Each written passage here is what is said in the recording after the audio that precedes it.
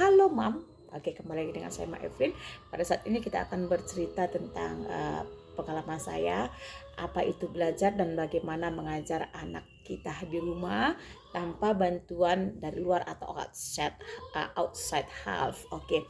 Nah, ini berdasarkan pengalaman saya, Mams. Pada saat ini kita akan bercerita tentang belajar dan apa itu belajar. Nah, pemahaman atau pengertian yang saya temukan bahwasanya belajar adalah proses atau kegiatan yang dilakukan secara terus-menerus atau secara konsisten yang dilakukan terhadap anak. Oke, apa yang kita berikan, materi yang kita berikan itu kita lakukan secara berulang-ulang sehingga apa yang kita ajarkan atau apa yang dipelajari oleh anak tersebut dengan sendirinya dapat dikuasainya dan mahir akan sesuatu yang kita ajarkan. Oke ya Bunda ya. Nah itu dia. Nah untuk memperoleh kemahiran atau kecakapan bidang tertentu, contoh yang saya lakukan terhadap saya itu basic membaca, kemudian berhitung.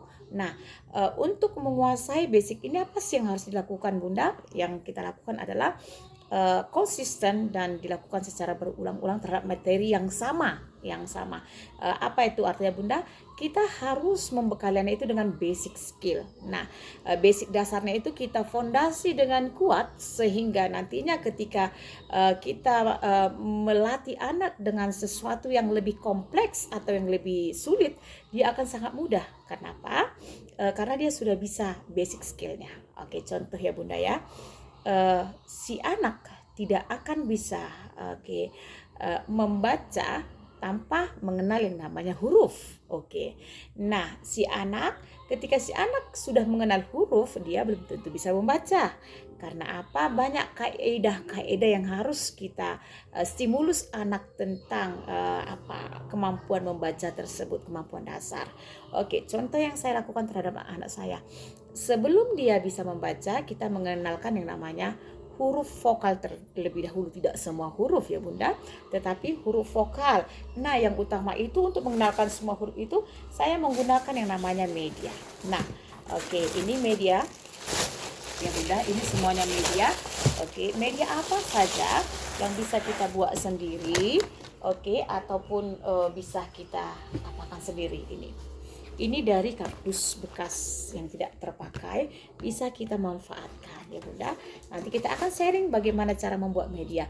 Nah di dalam mengajarkan anak itu Bunda, kita harus selalu menggunakan media.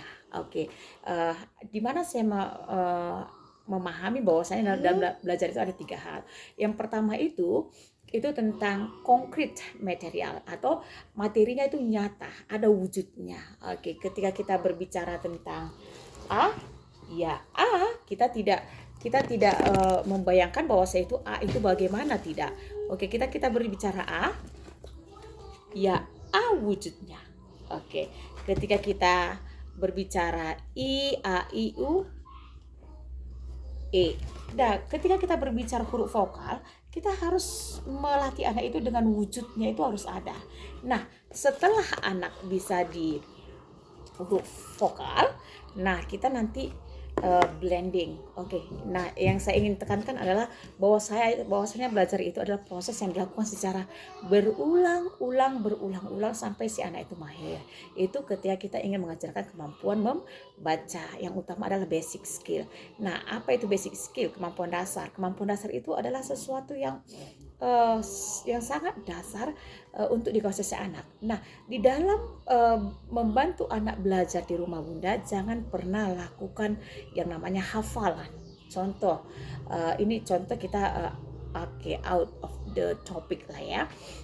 Contoh ketika kita ingin melatih si anak itu di dalam perkalian, oke, kita tidak boleh mengajarkan anak-anak itu dengan cara hafalan.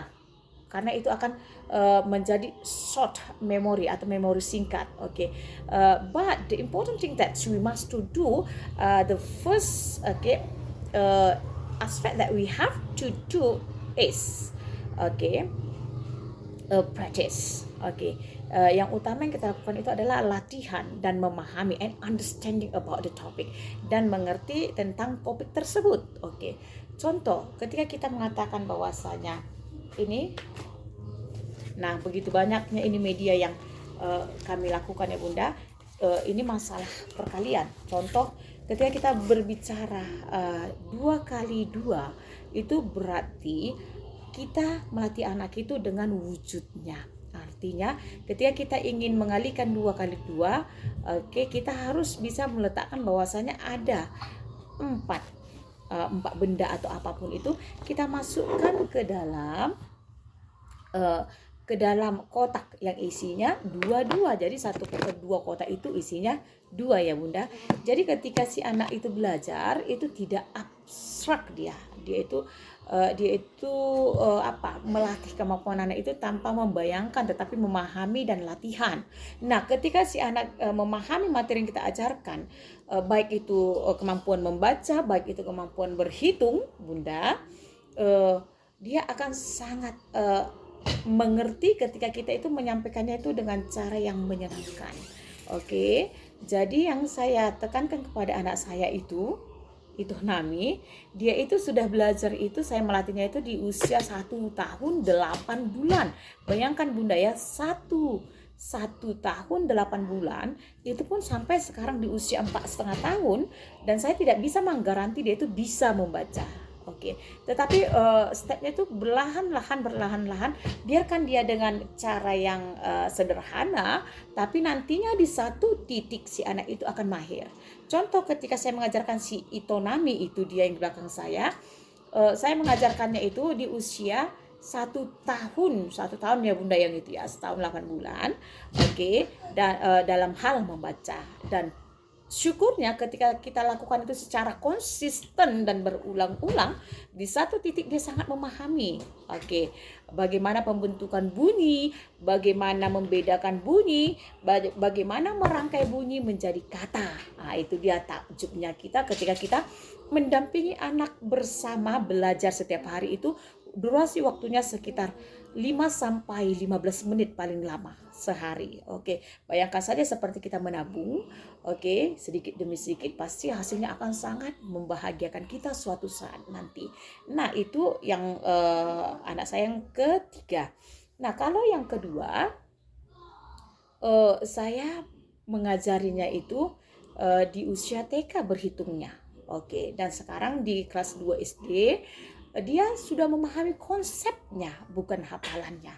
Bagaimana itu pembentukan perkalian, bagaimana itu pembentukan pembagian, oke, bagaimana menghitung perkalian beberapa digit. Nah, penguasaan itu semua Bunda didapatkan si anak melalui proses latihan yang sangat panjang dengan menggunakan berbagai macam media. Ya Bunda ya. Oke, untuk mendapatkan suatu ini saya juga bisa menggunakan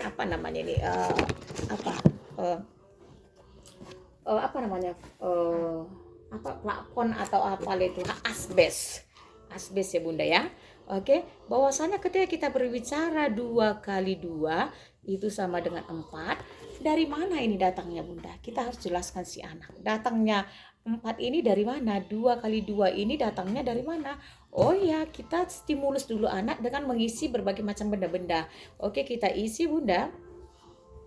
Oke, kita hitung sama-sama. Oke, di dalam 2 kotak, ini kan 2 kotak, isinya ada berapa lah biar bisa kita jumlahkan, jumlahnya 4. Dalam 2 kotak, perkalian itu merupakan penjumlahan yang sama. Oke, atau penambahan yang berulang-ulang. Nah, di stimulus anak pasti di suatu titik si anak itu akan sangat mahir atau menguasainya itu dengan konsepnya. Oh iya, ketika kita berbicara 9 kali 9 itu 9 tambah 9 dan sebagainya. Nah, ketika kita berbicara tentang belajar, kita memahami konsep. Nah, ketika si anak sudah memahami konsep, nah dia akan secara otomatis bisa membentuk sendiri dengan berbagai variasi yang berbeda. Oke, contoh, ketika si anak sudah bisa dikatakan tadi 2 kali 2, 3 kali 2, secara otomatis nantinya, oh ya 9 kali 9 itu, Mam, itu ternyata 9 tambah 9 tambah 9. Oke, 25 kali 5 itu, Mam, oh ya isi 5 ada berapa kotak dia ya. Oke, jadi si anak itu sudah bisa membayangkan. Oh iya, dia sudah memahami konsepnya. Nah, ketika si anak sudah memahami konsepnya, nah disinilah kita akan merasakan kepuasan. Oh iya, ternyata dia sudah paham. Nah, ketika ini lagi yang di belakang saya, itu, oke, ketika si anak ini sudah bisa membaca, yang ini, oke, kita akan sangat takjub, dengan hal-hal yang dia dapatkan. Dengan hal-hal yang dia dapatkan. Contoh ya Bunda ya. Coba itu dengarkan. Dengar ya Pak. AKU. Aku CINTA. cinta NEGARA. negara INDOSIA. Indonesia. Nah, si anak ini sudah bisa mendengar, membedakan, dan membentuk bunyi-bunyi itu menjadi kata. Itulah manfaat ketika kita mendampingi anak itu dalam belajar setiap hari. Iya, ada ingus. Contoh, ITO. Itu BATUK. batuk. ADA. Ada INGUS. ingus. Dia usianya sekarang 4 tahun. Tetapi ketika dia sudah menguasai konsep, dia akan sangat mudah. ITO. Itu LIHAT. lihat SIAPA. siapa Yo. MAMAK. mama. MAMAK. Mama CANTIK. cantik ATO. atau JELAK. cantik. JELAK. Jelek. Pilih mana? Cantik atau jelek? Cantik. Cantik. Nah, itulah dia. Itulah dia manfaat dari mendampingi anak belajar.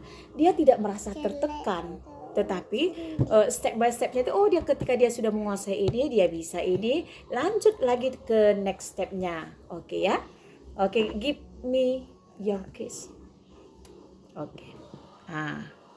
Udah? Itulah Bunda ya. Nah, itulah pengertian belajar. Belajar adalah kegiatan yang dilakukan secara terus-menerus dan konsisten, sehingga di suatu titik nantinya si anak itu akan mahir atau mendapatkan aku paham. Dan satu hal lagi Bunda, ketika kita ingin mengajarkan anak membaca atau berhitung atau bahasa Inggris atau apapun itu Bun, jangan pernah melupakan yang namanya media. Karena kita mengajarkan anak itu tidak untuk membayangkan, tetapi untuk memahami. Nah, ketika anak itu sudah memahami, akan sangat mudah baginya untuk menguasai suatu materi. Contoh hal kecil yang saya pahami ya. Menghafal itu nanti secara otomatis dia akan bisa dengan sendirinya. Contoh, saya tidak pernah mengajarkan anak saya yang tadi itu untuk menghafal itu kakak Elin, itu kakak Elin. No, itu Ica, itu kakak Ica. Tetapi dengan sendirinya ketika dia melihat kakaknya, melihat Ica setiap hari, setiap menit, ataupun siapapun itu, ketika dia itu kakak Elin, itu kakak Ica, itulah hafalan. Biarkan anak itu dengan sendirinya, dengan prosesnya dia mengerti, misalnya dia secara otomatis dia sudah mengingat, itu artinya hafalan. Secara otomatis dia sudah mengingat, bukan dipaksakan untuk mengingat. Atau saya katakan kepada itu saya, itu nama anak saya, itu kakak Elin, ingat Elin. No, itu namanya short memory, itu memori singkat. Tetapi ketika kita melatih si anak dengan perlahan-lahan, biarkan dia dengan sendirinya mengingat atau menghafal dengan sendiri secara otomatis. Tetapi ketika dia menghafal itu, dia sudah memahami konsepnya. Itu Bunda ya. Semoga apa yang saya sampaikan ini bisa bermanfaat bagi Bunda, bagi saya sendiri juga, sebagai ibu. Kita sama-sama sharing di dalam melatih anak di rumah. Karena kita adalah orang yang paling menyayangi anak kita. Dan kita adalah guru yang terbaik yang pernah ada untuk anak kita. Bunda ya. Kita adalah guru yang terbaik untuk anak-anak kita. Bunda, apa yang saya sharingkan untuk kita semua itu bisa bermanfaat. Ya. Jadi intinya Bunda, dampingi anak belajar 5 ya. Oke, minimal itu 5 sampai 15 menit lah setiap harinya. Di suatu titik Bunda akan merasakan suatu keajaiban akan belajar. Oke, Bunda sekali lagi ya. Ketika kita mendampingi anak belajar di rumah, oke, duduk berdua, oke, kita akan dapat keajaiban. Thank you.